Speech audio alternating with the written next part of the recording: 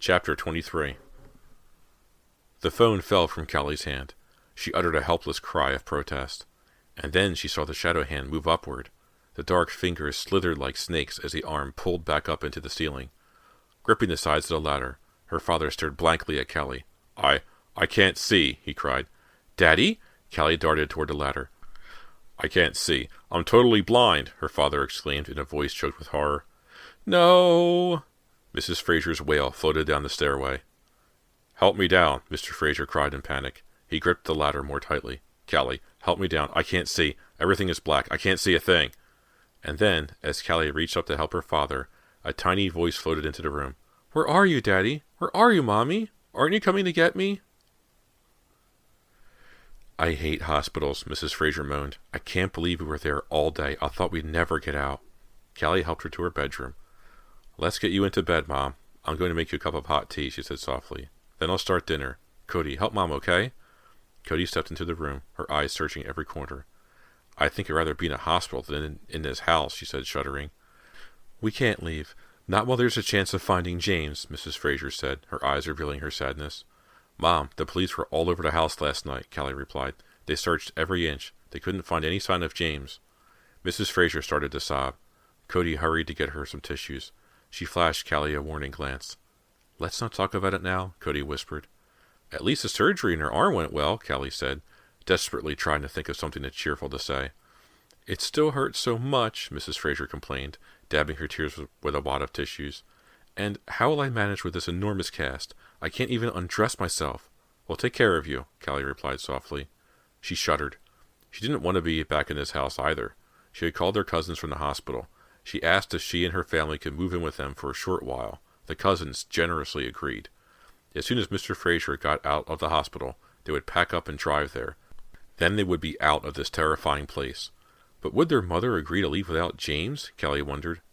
She hadn't had the nerve to bring up the subject yet. She hadn't even told her mother that she had called their cousins.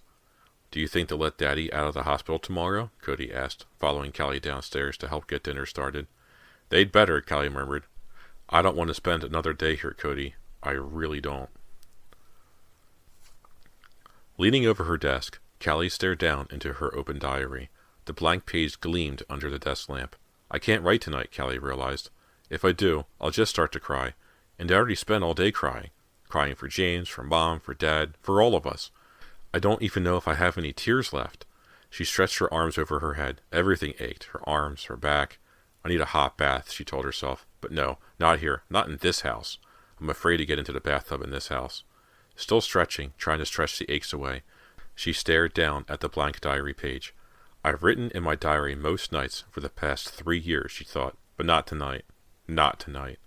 She pushed a chair back and climbed to her feet. What would I write anyway, she asked herself bitterly.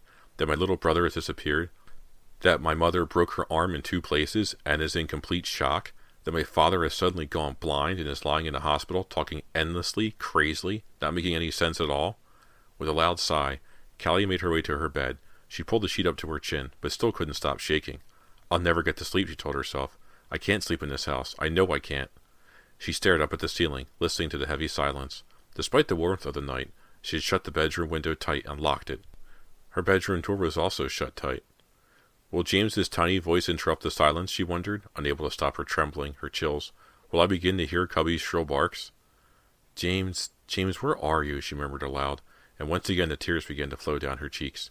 I have no more tears, she told herself. I have endless tears, endless tears. Her bitter thoughts were interrupted by a startling sound. Callie jerked up straight, sliding her back up against the headboard. 3 knocks on the bedroom door. 3 soft taps. Then a pause. Then 3 more soft knocks. Cody, Callie cried, her voice a choked whisper. Cody, after all this happened, how could you? Chapter 24. Cody, Callie called angrily. No reply. 3 more gentle taps. Callie jumped out of bed. Cody, this isn't funny, she called. Have you totally lost it? Crossing the room quickly, Callie yanked open the door and stared out into the dark hallway. Why are all the lights out? She wondered. I told Cody to leave them all on. All of them. Peering into the darkness, she saw Cody fleeing down the hall, her long white nightgown. The nightgown she had worn the last time she tried to scare Callie floated behind her as she ran. Hey, Cody, come back, Callie shouted. Let's talk about this. Why are you doing this? Cody has snapped too, Callie realized sadly. The horror in this house. It has been too much for her. And now here's my sister, playing at being a ghost once again. Callie let out a frightened sob. Am I the only sane one left in my whole family? She wondered. She made her way down to the dark hallway, following Cody. The white nightgown moved in blues and grays, seeming to float through the dark shadows. Cody, stop, Callie pleaded. Stop, this is so stupid. And at these words, Cody stopped, and turned back to Callie. Even in the darkness, Callie could see the strange, twisted smile on her sister's face. Cody, what is it? What's wrong? Callie demanded in a whisper. Cody, why are you grinning at me like that? Her sister didn't reply. And as Callie drew closer, close enough almost to touch her sister, she stared hard into Cody's face, and saw that it wasn't Cody after all. Not Cody. Not Cody. Callie. It was Callie. Oh! Callie's eyes bulged wide with horror as she realized she was staring into her own face. Chapter 25. Callie stared in horrified silence at the creature with her face. As she stared, the creature's twisted smile grew wider. The face floated back, deeper into the shadows. You're me! You're Callie! Callie declared, frozen in fright, in confusion, in terrified amazement. They gazed at each other for a moment. One face twisted in disbelief, the other grinning its chilling grin. But why? Callie demanded, ignoring the cold chills that swept down her body. Why do you look like me? Go, the other Callie whispered. She raised her hand, the long nightgown sleeve fluttering silently, and pointed back toward Callie's bedroom. Go, she instructed. I don't understand, Callie stammered. Who are you? Tell me. Tell me why you look like me. She reached for the grinning girl, but her hand pushed right through her shoulder. It touched nothing. Nothing but air. Go. The grin faded as the girl repeated her order. Go back to your room and read your diary. Huh? Callie gasped at herself, at the strange duplicate of herself. My diary? Go. Go now. Callie's legs trembled. Her heart was racing. Somehow she managed to turn away. Somehow she was able to make her way back to her bedroom. She clicked on the light. She crossed to her desk. The diary was open, just as she had left it. She clicked on the desk lamp. She bent over the diary, bringing her face down close. A new entry. There was a new entry on the open page of the diary, in Callie's handwriting. Callie moved her lips silently as she read it. I died tonight. Chapter 26. No! Callie slammed the diary shut. She heard a scornful laughter behind her. She turned to see the girl with her face floating across the room. No! Callie repeated, a cry of anger, of protest, of disbelief. I'm your ghost, Callie, the girl whispered. Your diary wouldn't lie. Callie started to cry out, but a sharp wave of pain shot up through her body. My feet! Her feet were burning. Callie stared down to see the floor bubbling up over them. So hot, hot and sticky, steaming black tar bubbling up over her feet. Hey! Callie struggled to run, but the sticky tar clung tight, pulling and holding her in its simmering heat. Help me! Callie's plea came out as a choked whisper. The burning tar was moving now, up nearly to her knees, seething and tossing like hot black ocean waves. Callie bent, reached down with both hands, and tried to pull a leg up from the bubbling tar.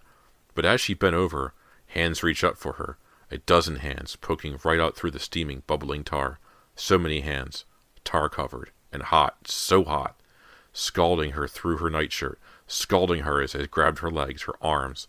Hot, sticky hands, burning Callie, burning her, pulling her down into the swirling, swarming black pit. Oh, help me! Down, down. Let go of me! But as the hands held on, they pulled her even deeper. Cody! She cried, as she sank into the bubbling black sea, squirming, struggling against the grip of the tar-covered hands. Callie saw her sister in the doorway, saw her sister's horrified stare, her shudder of disbelief. Cody, help me! Callie desperately reached out to her. Pull me out! Hurry! Cody stood frozen in terror, the seething tar reflected in her gaping eyes. Cody, help! Help me! As the hands pulled her down, as the steaming tar rose up over her waist, Callie leaned toward her sister, reaching out to her. Pull me out, Cody! Pull me out! She saw Cody hesitate, afraid to move, afraid she might also be pulled into the seething tar pit. But then Cody's hands shot out. Cody leaned into the room, reaching out for Callie. Hurry, Cody! Callie shrieked. Hurry! I'm burning! I'm burning! Cody's hands grabbed at Callie's, missed, grabbed again.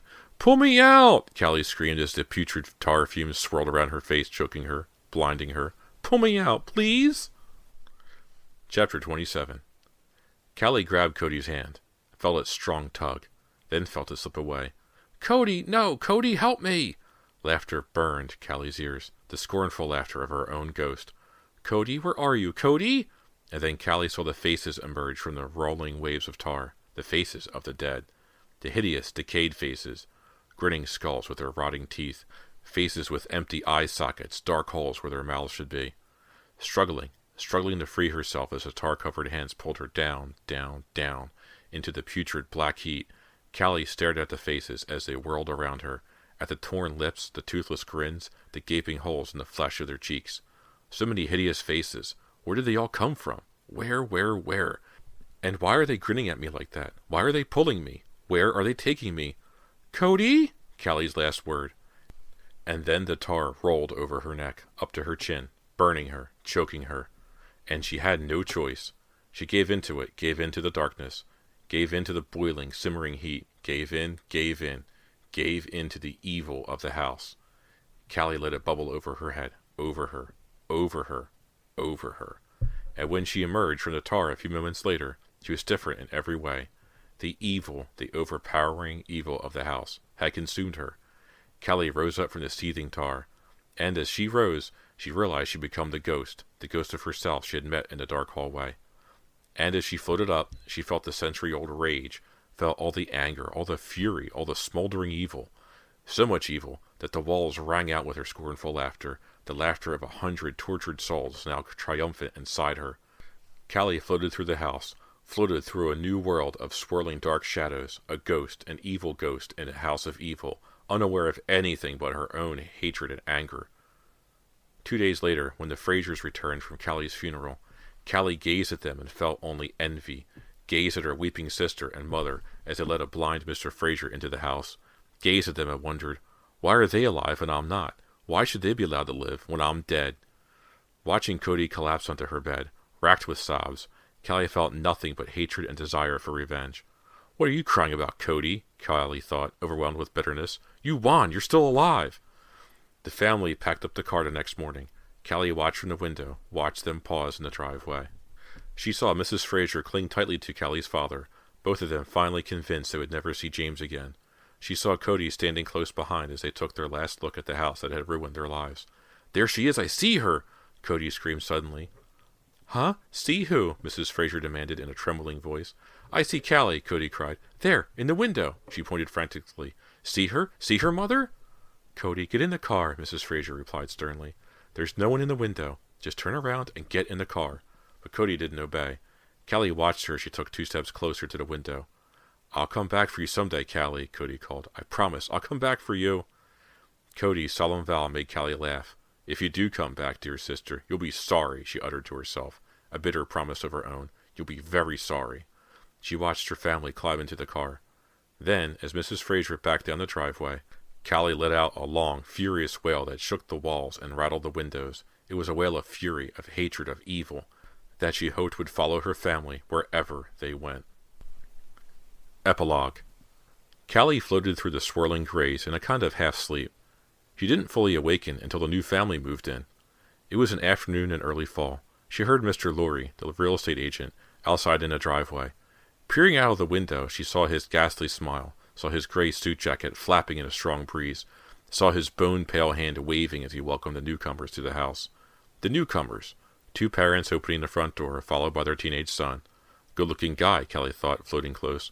Wavy black hair, flashing brown eyes. "The front porch will have to be painted first," she heard the woman say to Mr. Lorry. "Look around, Brant," the father told the boy. "This is our new start, a wonderful new beginning." "Don't be so sure about that," Callie thought cruelly. "Don't be so sure." Watching Brant, Callie was already making plans. To be continued.